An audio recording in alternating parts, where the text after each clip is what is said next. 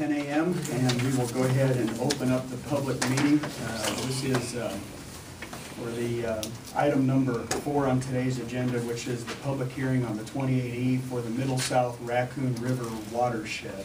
Thank you for all of you in attendance. We greatly appreciate your input and your comments and suggestions that you might have on the watershed. As many of you know, we have been investigating this watershed, I believe, since late August. We have had several versions of the 28E. I believe we are on draft 6 with several suggestions and changes, contributions from this board, from many of you, and I will also credit fellow Supervisor Neil Bach, who has pretty much driven or quarterback on this for most of this time. So with that, we will go ahead and open the public meeting and hear any comments that any folks may have. Neil, you want to start off? He says the quarterback calls the plays. I'm not really going to call any plays here. I think my purpose of going to these meetings with 28E agreement was to understand that we'd initially gotten a 28E agreement that was determined not to be very well written. And as Mark says, we rewrote it. And obviously, there's no perfect document. This 28E isn't perfect either. So I do welcome public input. We all do. I think I kind of look at it like this. Everybody on our board wants to make the right decision. And whether or not to enter this 28E is just a little bit controversial. I would compare it to taking prescription medicine. You visit with a doctor or a health professional and you get the best advice you can. And if you just read the benefits, you'd take it all. But if you didn't read the side effects, you really wouldn't be honest with yourself. But if all you read was the side effects and not the benefits, you wouldn't take any of that stuff. I'll tell you that right now. So we're looking at both sides of the issue, and we want to make the decision that's best for the people of Carroll County. Obviously, the 28E agreement, just basically, it's an organization that covers the South and Middle Raccoon watershed area. It involves 4 counties: Carroll, Dallas, Guthrie, and Greene. So those 4 counties are asked to consider the 28E, as are all the cities in those 4 counties that are in the watershed, and each of the soil and water conservation districts that are also in the watershed. So there's 3 different groups of entities: counties, cities, and soil and water conservations. It only takes about 2 or 3 to get this 28E going. So it can happen very easily. I would project that it will happen. Our point here is, I won't say we don't care what the other counties do, but we are concerned with what we do and how it affects our people here in Carroll County. And I'll try to summarize some of the discussions we've had, some of the pros and cons. On the pro side, I think it affords us an opportunity to access funding that could do conservation measures on the ground. And the 28E agreement isn't really a new level of government. It's just the organization of cities, counties, and soil and water conservations to accomplish a purpose. Because this watershed doesn't stop at a county boundary. It doesn't stop at city limits. So you need the cooperation of everybody to accomplish anything. There appears to be funding available through the Iowa Flood Center. There's only 4 watersheds they're going to fund, and we are one of them. Dallas County took some initiative to get the Middle Raccoon River into this organization. So there's potential benefit of getting funding to do conservation work through cooperation with our farmers and do some good. One of the concerns is that forming a 28E agreement is just a start, and that this thing is a new level of government, and it could just explode and grow and grow and grow and become something that we didn't want it to be or ask it to be or expect it to be in the first place. That is one of the concerns about it. So here on this board, we're trying to weigh out the pros and cons, just as you would if you visit a doctor and he said, consider taking this medicine, this is what it could do for you, these are the possible side effects. you make the choice to do what I tell you, whatever. So that's where we are today. Pat Brody is here. She is very instrumental in writing up this 2080 agreement. We're expecting Mr. Ernie Rudolph to be here, who has some comments. He is here, okay. And just as I mentioned, and I expect Ernie Rudolph to be here. See, you can believe me when I say something. Here he is. So, and Ernie may have some comments about some of the concerns that he has about the 2080 agreement. And we'll go from there. I think we're more than anything, I don't think everybody's interested in hearing what I have to say unless you have some questions to answer. Be glad to answer them because we each get appointed different committees. This is a committee the meeting that I went to. And so I was the main player in this, although I wouldn't necessarily say the quarterback at this situation or at this threshold. So are there any other questions or comments from any of the members of the public that are here? Russ. Okay. Why were the cities, why couldn't just the county handle it instead of putting the cities in with it? There could be conflictions with what a city and the county. Well, I think this could happen without the cities. I think we wanted the cities involved because I think that's the way the code is written, to have this 2080 degree, so that's probably the main thing. And I think the reason the Code of Iowa is written that way is because certainly what you do in a watershed will affect a city who has, cities have water supplies in that respect. Russ, I would add too. Pat, did you want to chip in? I was just going to say that you're invited to the table. Is essentially what is the reason is you're invited for a seat at the table. If you choose not to partake, then you just simply don't partake. But it's an invitation as a political subdivision. I believe now it's broken down to counties, cities, and soil and water districts. Yes. So if you choose, to participate, great. If you choose not to participate, that's fine too. But you're just invited a seat at the table. Being from Dedham, a smaller community, population-wise, I can see where some smaller towns may not want to participate. But then again, you've got the river going right through Dedham, and you may be very interested in participation. So this is your opportunity to have a say at the table. But there we sat with about 300 people with the county, blah, blah, blah, so many thousand. I was just wondering. Okay. Did we answer your question, Russ? Pretty well. Pretty well. Okay. Virginia? How many cities in Carroll County would be in the watershed? You have Raccoon, Dedham, Willie. Waynesboro? Waynesboro's in the north. I have a map here. It does not include every city in Carroll County. I don't. Breda and Arcadia wouldn't be in it. Breda would be in the middle. But does Yeah. Breda, Anything on the Half of Breda. Yeah, well, part of Breda goes through Storm Creek. I don't think Templeton's in there. Yeah, Templeton There's just would be in a the small niche. corner that would. Right, right. Roselle, Yeah, this. Carroll, Will.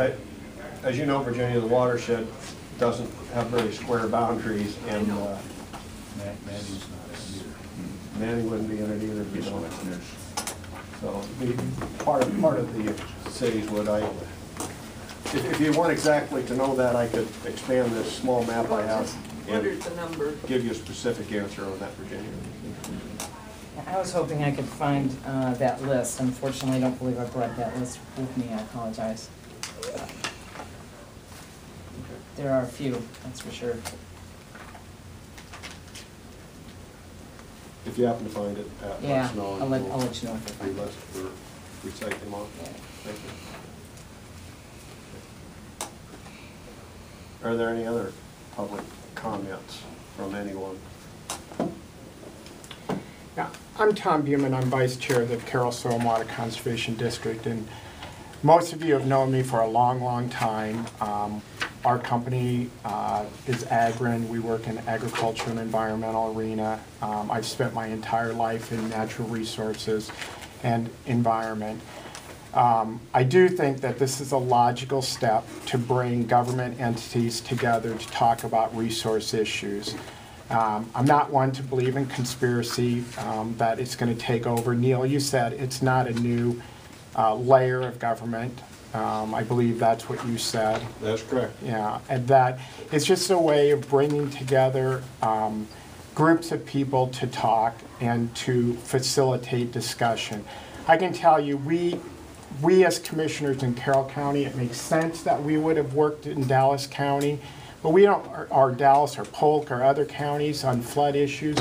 We've never worked with them on the Raccoon River before. And this is a way of bringing us together and kind of forcing us to begin to communicate and talk to each other. And I think that this is a very logical step in helping out with water quality and flood control issues. You know that Des Moines faces flood issues almost every year at some level. And until we can come together as a watershed, decide the most efficient way to maybe help them out by placing structures or doing soil quality work so we have improved infiltration, it seems unlikely we're really going to be able to accomplish some of the things that need to be accomplished. I like the fact that it's voluntary. I believe in voluntary conservation. I've always believed in it. I just think it's a real good step forward to get people working together and talking together, writing grants together, submitting proposals together, and doing the right thing as a watershed. So you feel the NRCS, DNR, EPA are failures? I feel that it is Because very, do I feel they're failures? Well, you gotta add another political entity now. No, it's not another political Well, entity. Neil just said that. Hopefully it brings those agencies and other people together. But they can't on a federal basis? No, do you think that I think DNR and IDOLS and DNR can coordinate things in a watershed? No. Well, EPA and the DNR now are fighting each other. Well, the EPA has talked about taking over some rights, but taking back some of the rights, but I don't think that's here or there. That has nothing to do with what we're doing here, Mike. That has nothing to. What we say is we want local input here. We want the counties, we want the cities. Why would you allow government to make the decisions for you? That's what I would ask you. Why don't you want a seat at the table? Why don't you want the cities, the counties, the soil and water conservation districts to come together? I am an elected official, elected by the county on the general ballot. I certainly would like a seat at the table, and I'm not really interested in EPA, DNR, IDOLS, and other state and federal agencies making the decisions of coordination. I guess I agree with Tom's comment. We want this as something that works from the bottom to the top, not top down. There's too many things that, Mike, you're talking about the EPA and DNR. I take a prime example when Dan sits on this board in Lakeview Watershed. I look at the participation there as far as what's going on. The landowners are involved in this, and it's working. Why don't we want something like that? Well, sure, that's a small group, and I think that's what should be, is a small group. But I think you're getting too big. When it gets big, I'm quite confident this board will get a good 28E agreement. What I'm not confident is 15 and 20 years from now, what it's going to look like. I'm in favor of conservation. We've been no-tilling since '80.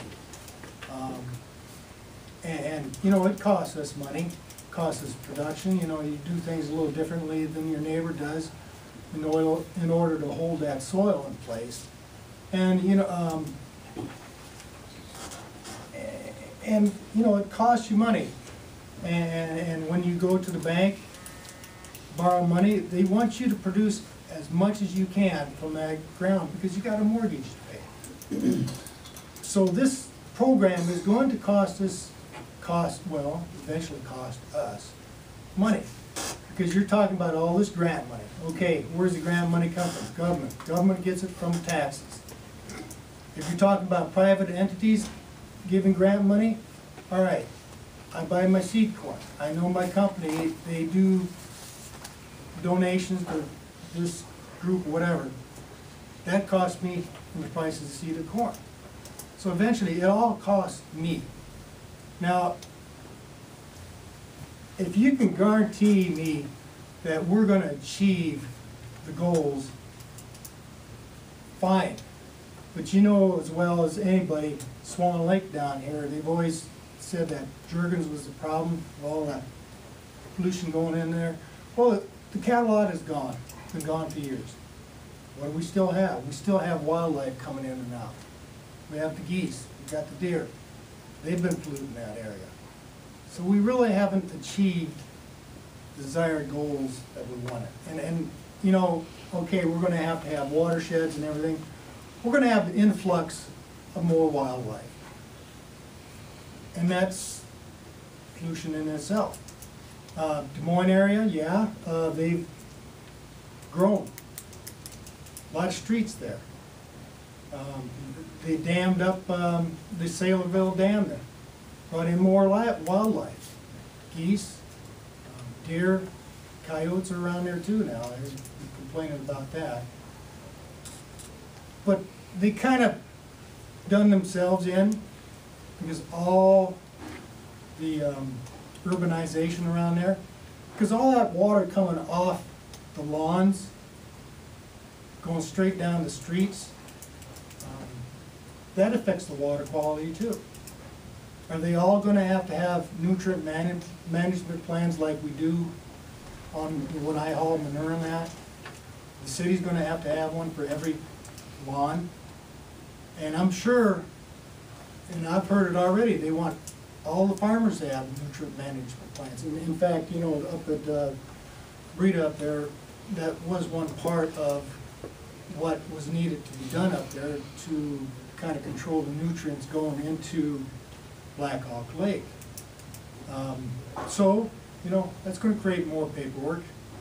It's going to create more costs to the county because you're going to have more filings of nutrient plans. It's just a lot of ifs, and I'm not sure if it's going to be beneficial or not. Mike, I've just got a quick question. Are you speaking for yourself? No, or are you myself. representing? No, Okay. not Farm Bureau. Very not myself. Very good. And I cannot value both represent parties. Farm Bureau. Yeah, I value both parties, but Yeah. I wanted a little clarification on that.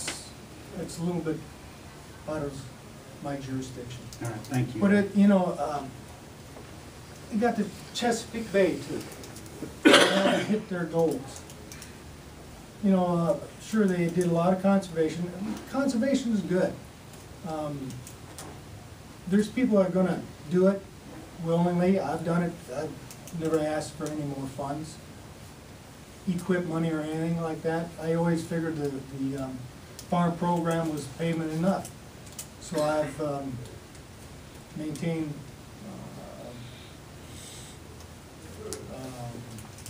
buffer strips, terraces.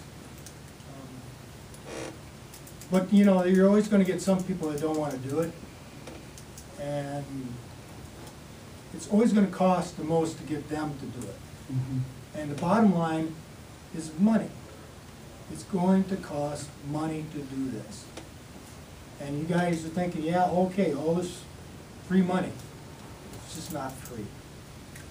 I appreciate your comments, and that is a little bit of a lead-in because to my comments for the day is Neil had mentioned earlier that he's confident, as well as I'm confident, that there is nobody on this board that has any preconceived notions or ideals on this whole situation, nor does anybody here have an agenda.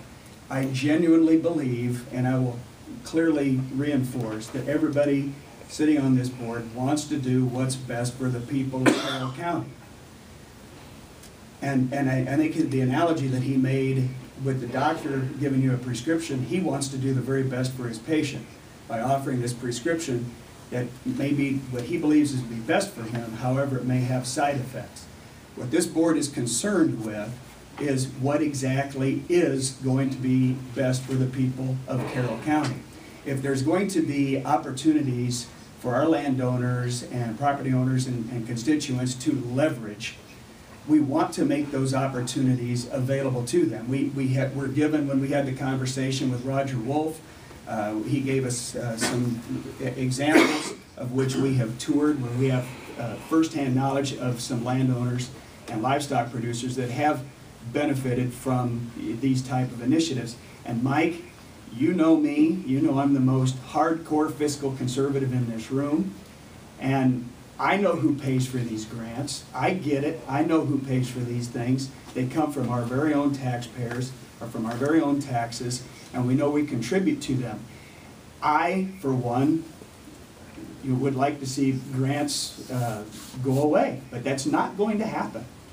And here's the thing with grants. We have a trail that Carroll County leveraged extensively. We have some blacktop roads that we leveraged extensively with the stimulus grants. You know, we know who paid for those things, but my problem with grants is someone is going to benefit by them. Why not it be us? Now that might fly in the face of somebody who is a diehard fiscal conservative such as myself. I see a shake in your head, Hubert, and I understand that. If you want to make grants go away, I'll be the first one to sign the petition. But you know what? They're not going to. The grants are going to be out there, and I want to make sure that the people of Carroll County get a crack at those. Now, that being said, when there is, you know, flood control, we know that Des Moines area has the most trouble with flood control. And I certainly don't understand all of your work, Tom, and don't claim to want to even try. A little bit of a concern, in fact, a big part of a concern that I've got is when we do flood mitigation for people downstream, what kind of effect does that have for people upstream? We witnessed what happened in the Missouri River Basin last summer firsthand, when they let out a little bit too much water upstream, and they weren't prepared for it on down, and it was catastrophic results. And I know that's not best for the people of Carroll County for those kind of results to happen here. Flooding issues is a very small concern in Carroll County. We don't have a lot of, you know, floodplains and flood events. I don't want to have any action by this watershed to change that 15 and 20 years from now. So I would like to have maybe a little bit of your scientific research in that. And then one final thing that I've got with the 28E. Remember, we're talking about two different things today. We're talking about a watershed, and we're also talking about the 28E. And the only problem that I think our 28E, Neil used the word that it's not perfect yet, but it's much better than where it was. The remaining item that I've got with the 28E is I still have a problem with our termination and the effects of what happens after we exit. I still believe that that's still not written as well as it could be. I want it clearly spelled out that should we exit, that there will be no lingering effects or counter effects on the people of Carroll County. So I'll get off my box for now and open it back up to others for comment. Sir, if I may, I've got something that might kind of tell you. Would you please identify yourself? Oh, You're the sure. only guy in the room we don't know. I got so. you. I'm sorry, I apologize. My name is John. my colleague. I'm John Strathman with the Iowa Property We Rights won't hold that Council. against you. How's that? Okay. Welcome. But something you John, said your last kind name of- again? I'm Strathman, spelled Strathman. S-T-R-A-T-H. Thank you. One of the things that I want you to really think about with this agreement as written is it creates this new authority or a watershed board. And so I guess a question for you all to answer for yourselves is, I mean, and as this gentleman was pointing out, you know, there are a lot of entities involved in conservation and watershed management and so on, from federal, state, local levels, including our own, State Department of Agriculture, which has numerous divisions within there that focus on watershed management, quality, our local soil and conservation districts, and so on. So there are a lot of entities out there, and so do you members feel that a new authority or board needs to be created on top of everything else? I mean, I'm not sure what deficiency, and this gentleman talked quite eloquently about it, what deficiency exists that we need to create a new entity as a means of doing this. And hard for me to divorce myself from just being property rights. I'm also a resident in the Raccoon River watershed area. I'm also a taxpayer there. And so I'm concerned about as structured, this board that's created is not really directly accountable to the taxpayers or the property owners. It is accountable to the signers of the agreement, but not to the citizens, if you will. And then you were talking about an issue that you have with the termination agreement. And one of the things that I saw, I looked at the Iowa code on 28E versus the termination agreement. And as written, I don't think that it complies fully with the Iowa code, because the Iowa code requires that when you terminate, that it identify what happens to all real and personal property that's been acquired in the agreement. And I can't find anything in the termination agreement or anywhere in that watershed agreement that complies with that aspect of the code. And if I could, I'd like to have, just getting into the nuts and bolts of the agreement, I'd like to ask Ernie Rudolph if he would maybe address some of those. John, Sure, thank you. Before Ernie takes the stand, I just want to very briefly address one thing. You keep referring to it as an authority. In itself, it has no authority. The authority comes from the members. The true authority is this Board of Supervisors and whatever other boards of supervisors sign on, as well as city councils. It has no authority on its own. So when you say creating a new level of authority, what we're really doing is organizing current authority, such as boards of supervisors and city councils, so that they have a common contract, 28E, and it is called authority. It's a very poor selection of words, because they do have authority from the membership. And the question, I think, is why do you have to form it? Well, we're crossing county boundaries, we're in different cities. How else does Greene County and Guthrie County and Carroll County and Dallas County, how else do we get together and accomplish something like in a watershed that crosses all of our governmental boundaries? Well, as it is right now, there is nothing. But that's what the purpose of 28E agreement is, to bring it together. Yeah, and maybe we're close, but I'm not trying to say that there isn't a need for a cooperative agreement such as the 28E. I mean, those things have been around since, what, 1965, that type of intergovernmental thing. But I guess one of my concerns is do we need to create this watershed board as an anchoring or a focal point to execute this, to make it happen? There's all kinds of other things. I spent a lot of years working for federal government, and there are all kinds of ways to make agreements where people sign on and we're going to cooperate to accomplish a common objective here without having to create some new entity. So your main concern is the governing board, then, John? Yeah, Okay, fair enough. if there really is a need to, maybe there is, but I haven't heard the case made for why a board is needed. As distinct from, say, a cooperative agreement. Okay, I can address that later on a little bit. I'm sure I'm totally satisfied with that. Just listening to all this, one of the biggest concerns of what people come to the small council and whatnot to complain, they don't have input. They don't have input. Like the DNR sets all sorts of regulations, but how much input do we have? Maybe this would be a way to have it. You would have it with a seat on the board. Right. Yep, as the elected official that gives input. And from your constituents. Just any law that comes out, they say, well, what did we have to do with this? Maybe this is a way to get in. This would be a way. Okay, Ernie, I didn't mean to cut you off. I think you were. That's okay. Great. You said you wanted to wait to call on me, so I Go ahead. thought I'd sit. Go ahead. sit Go ahead, quietly. Chairperson, go for it. I think there's two things.